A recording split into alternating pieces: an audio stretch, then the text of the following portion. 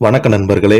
இந்த வீடியோல நம்ம என்ன செய்தி பார்க்க போறோம்னா, சில நாட்களுக்கு முன்பு பார்த்தீங்கன்னா பால்கனில இருந்து ஒரு 3 வயது குழந்தை பரிதாபமாக கீழே விழுந்தது சோசியல் மீடியாவில் மிகப்பெரிய ஒரு அதிர்ச்சியை ஏற்படுத்துச்சு. அந்த வீடியோவால தன்னுடைய குழந்தையோட அம்மா திடீரென பார்த்தீங்கன்னா விபரீத முடிவு எடுத்துட்டாங்க. இந்த செய்தி தான் இப்போது சோசியல் மீடியாவில் பிரபலங்கள் மத்தியில நிறைய பேர் கருத்துக்கள் தெரிவிச்சிட்டு வராங்க. வாங்க என்ன தகவல் என்ன செய்தின்னு இந்த வீடியோல முழுமையாக பார்க்கலாம். அதுக்கு முன்னாடி நம்ம சேனலை சப்ஸ்கிரைப் பண்ணாதவங்க எல்லாம் சப்ஸ்கிரைப் பண்ணிக்கோங்க. பெல் பட்டன்ஸ் மூலமிக்கி நம்ம சேனலோட நோட்டிபிகேஷனை எனபிள் பண்ணிக்கோங்க. நாங்க போடுற வீடியோ உங்களுக்கு உடனுக்குடனே சேரும்.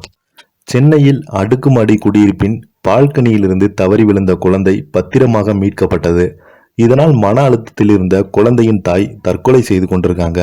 இந்த தாய் மனமுடிந்த தற்கொலை செய்து கொண்டதற்கு காரணம் ஒட்டுமொத்த சோசியல் மீடியாவின் மனிதாபமற்ற பேச்சுதான் என்று தனது ஆதங்கத்தை வெளிப்படுத்தியிருக்காங்க. இந்த நிலையில சோசியல் மீடியாவில் நடந்த மிகப்பெரிய ஒரு கொடுமை என்று பிரபலங்கள் மத்தியில மிகப்பெரிய ஒரு அதிர்வலையை ஏற்படுத்தியிருக்கிறது. கோவை மாவட்டம் காரமடையை சேர்ந்தவங்க தான் ரம்யா.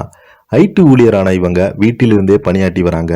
சென்னையில தனது கணவர் வெங்கடேஷ் மற்றும் 2 குழந்தைகளுடன் திருமுல்லைவாயில் உள்ள அடுக்குமாடி குடியிருப்பில் வசித்து வராங்க.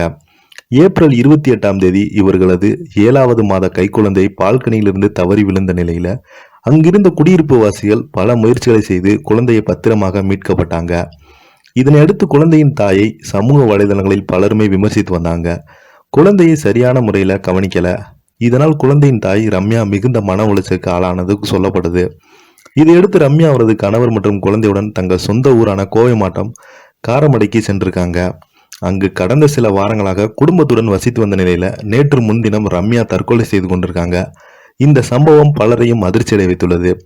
இது குறித்து வலைபேச்சு அந்தணன் வீடியோ ஒன்றை வெளியிட்டிருந்தாரு. அந்த குழந்தையை காப்பாற்றிய பிறகு அக்கம் பக்கத்தில் உள்ளவர்கள் சோசியல் மீடியா என அனைவருமே குழந்தையை பிழைத்து விட்டது என்ற சந்தோஷத்தை ஒரு பக்கம் வைத்துவிட்டு அந்த குழந்தையின் அம்மாவை குறை சொல்ல தொடங்கிவிட்டாங்க. நீ எல்லாம் ஒரு தாயா? குழந்தை இல்லாம எத்தனை பேர் இருக்காங்க? குழந்தைய பார்த்துக்கொள்ள உனக்கு தெரியாதா? வசமாக ஒருத்தி சிக்கிட்டாளா? அனைவருமே தாய்மானவராக மாறி அந்த அம்மாவை வசைப்பாடினாங்க. ஒரு தாய் எப்படி தன் குழந்தையை தூக்கி போடுவாங்க என்கிற எண்ணம் கூட இல்லாம அந்த பெண்ணை மோசமான வார்த்தையில விமர்சித்துட்டு வந்தாங்க. யாரோ முகம் தெரியாதவர்கள் இப்படி பேசப்படும் போது அந்த பெண்ணின் வீட்டில் இருப்பவர்கள் எப்படி பேசியிருப்பாங்க? இதையெல்லாம் தாண்டி அந்த பெண் இத்தனை நாட்கள் இந்த பிரச்சனையை எதிர்கொண்டதே மிகப்பெரிய விஷயம்தான். இதனால் மன அழுத்தத்திற்கு சென்ற ரம்யா மனநிலையை புரிந்து கொண்டு அவரது கணவர் கவுன்சிலிங் கொடுத்து அவரை தேற்றிருக்காரு. ஆனால் ரம்யாவால் மீண்டும் இயல்பு வாழ்க்கையை திரும்ப முடியல. தொடர்ந்து மன உளைச்சலில் இருந்த அவங்க கணவர் அவரை அம்மா வீட்டிற்கு அனுப்பி வைத்திருக்காங்க. ஆனால் சோசியல் மீடியாவில் தொடர்ந்து வந்த செய்தியால் இந்த மீள முடியாத ரம்யா வீட்டில் யாரும் இல்லாத நேரத்தில் தற்கொலை செய்து கொண்டிருக்காங்க. இப்போது இந்த 2 குழந்தைகளுக்கும் அம்மாவை இழந்து அனாதையாக இருக்காங்க. எவ்வளவு கனவோடு அந்த பெண் குழந்தையை பெற்றிருப்பாங்க என்று பார்த்தீங்கன்னா பிரபலங்கள் தனது வேதனையை பகிர்ந்திருக்காங்க.